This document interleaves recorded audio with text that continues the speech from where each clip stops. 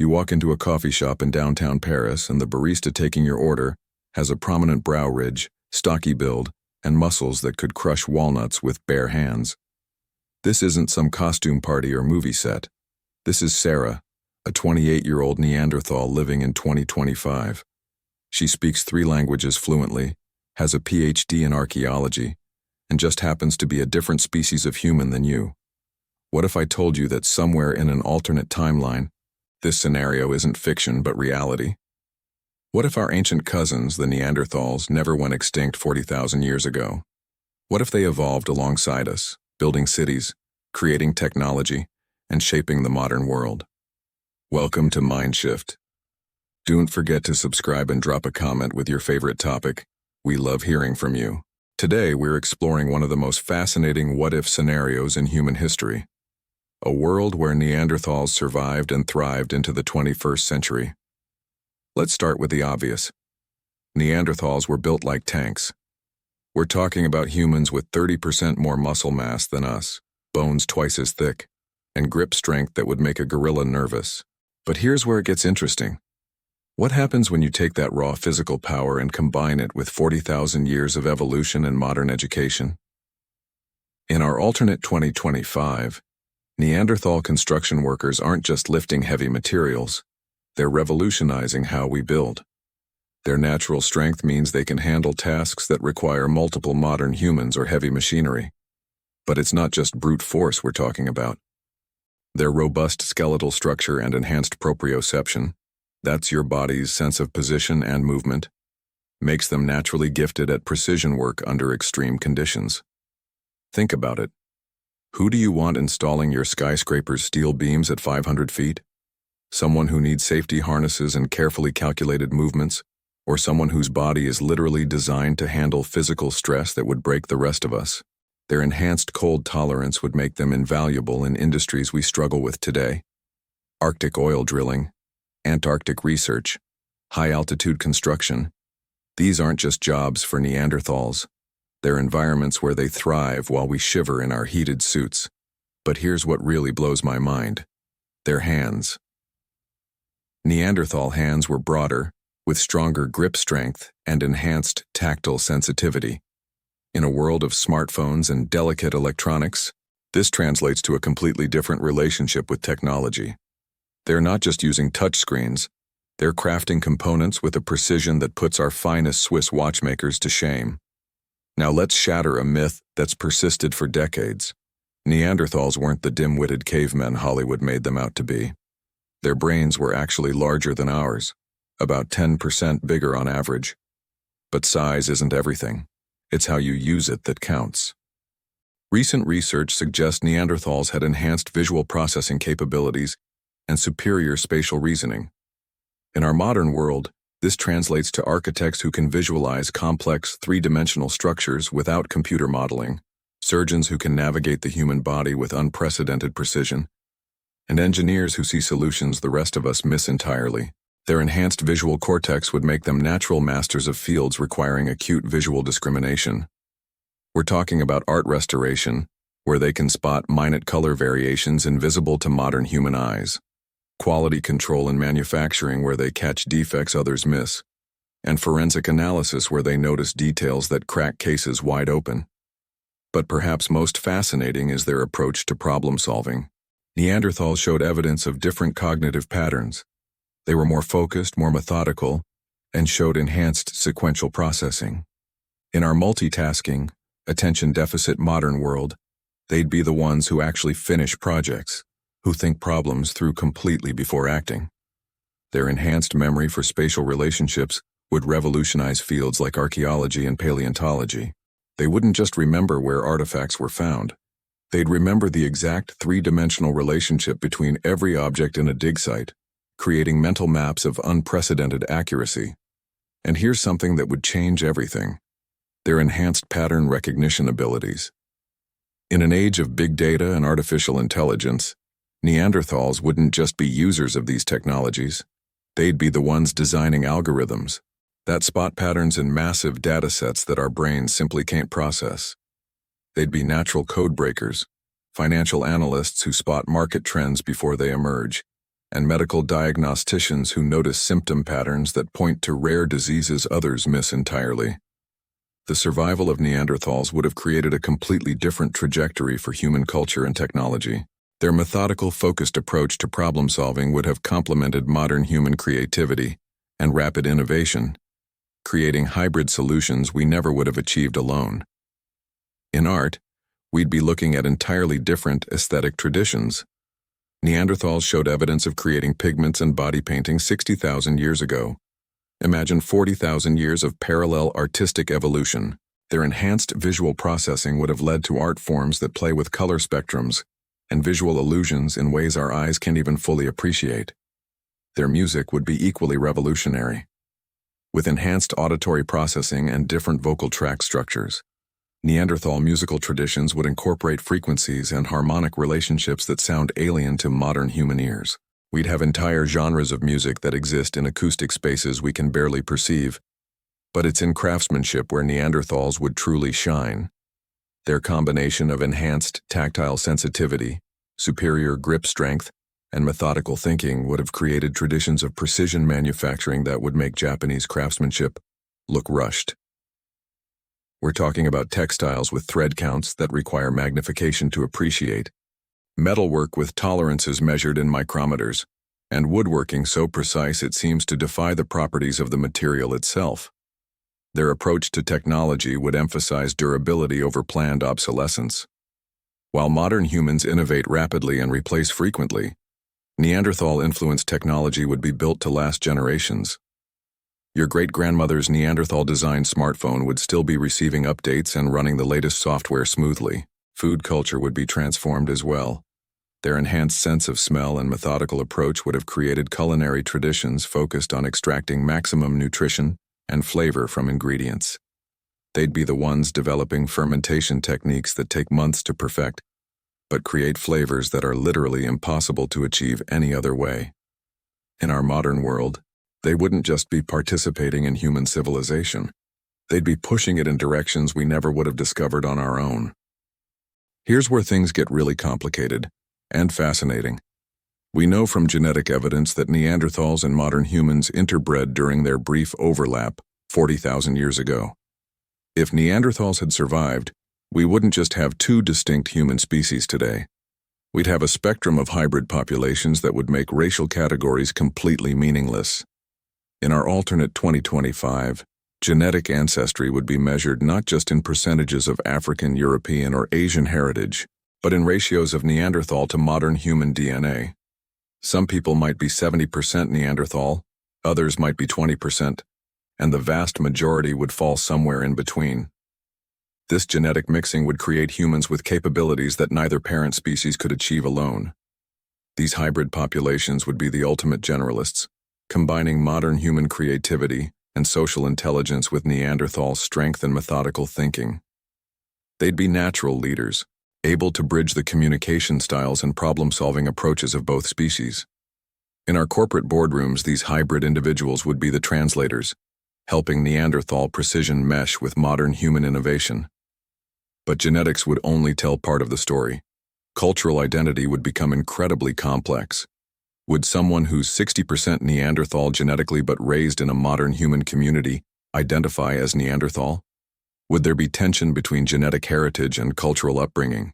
We'd have identity politics that make our current discussions look simple by comparison. The dating world would be completely transformed. Interspecies relationships would be normal, but they'd come with their own challenges. Modern human spontaneity versus Neanderthal methodical planning. Different sleep cycles, different dietary needs, different approaches to conflict resolution. Couples therapy would require specialization in interspecies communication. And then there's the children question. Hybrid offspring would inherit unpredictable combinations of traits. You might get a child with modern human creativity, but Neanderthal strength, or Neanderthal visual processing combined with modern human social intelligence. Parents wouldn't just be wondering if their kid would be tall or short. They'd be wondering which species' cognitive patterns would dominate. This genetic and cultural mixing would create a world where the line between us and them becomes completely blurred. forcing humanity to redefine what it means to be human entirely. The economic implications of two human species would be staggering. We'd essentially have built-in specialization that would reshape entire industries. Modern humans would dominate fields requiring rapid social interaction, creative problem-solving, and complex communication. Think marketing, entertainment, politics, and customer service. Neanderthals, meanwhile, would excel in precision manufacturing, quality control, construction, and any field requiring sustained concentration and methodical execution. But here's the catch. These aren't just complementary skills. They're competing approaches to the same problems. In manufacturing, you'd have modern human factories optimizing for speed and innovation, constantly updating processes and introducing new efficiencies. Right next door, you'd have Neanderthal facilities producing goods with unmatched quality and durability, but at a slower pace. Consumers would face genuine choices. Do you want the latest model with all the newest features, or do you want something that will outlast your grandchildren? This would fundamentally change our relationship with consumption. The planned obsolescence that drives much of our economy would be challenged by Neanderthal-produced goods that simply refuse to break down. Economic models based on constant replacement and upgrade cycles would compete with durability-focused approaches that emphasize long-term value. Labor markets would become incredibly specialized. Certain jobs would become virtually monopolized by one species or the other. You'd rarely see a modern human doing precision assembly work, and Neanderthal social media managers would be about as common as unicorns. But cooperation would be just as important as competition. The most successful companies would be those that learned to combine both approaches effectively. Modern human designers working with Neanderthal manufacturers. Human marketing teams promoting products built with Neanderthal precision. Hybrid management structures where quick human decision-making is balanced by thorough Neanderthal analysis. Scientific research would be revolutionized. Modern human theoretical breakthroughs combined with Neanderthal, methodical experimental verification. Discoveries that neither species could make alone would become routine when they work together. However, economic inequality could become species-based. If certain high-paying industries favored one species over another, we could see systematic economic disadvantages that go beyond individual capability to the very structure of how our brains work. This would require completely new approaches to social justice and economic policy. The question wouldn't just be about equal opportunity. It would be about whether equal opportunity is even possible when the playing field itself favors different cognitive approaches. Perhaps the most profound changes would be in how we structure society itself. Our current social systems are built around the assumption that all humans process information and social cues roughly the same way. Add Neanderthals to the mix, and everything from democracy to dating apps would need to be completely reimagined. Legal systems would face unprecedented challenges. How do you ensure equal justice when different species have different cognitive strengths and communication styles? A Neanderthal might be at a disadvantage in a courtroom designed around rapid verbal interaction and social persuasion. Modern humans might struggle in legal systems that prioritize methodical fact-checking over rhetorical skill. We'd probably see the development of species-specific legal procedures, with Neanderthal courts emphasizing detailed evidence review and modern human courts focusing on adversarial argumentation. Justice wouldn't just be blind. It would need to be cognitively flexible. Education would be completely transformed. You couldn't use the same teaching methods for students who learn through social interaction versus those who prefer methodical, sequential instruction. Schools would need to identify cognitive patterns early and adapt accordingly. Some subjects might be taught better by Neanderthal teachers, others by modern humans. Politics would become infinitely more complex.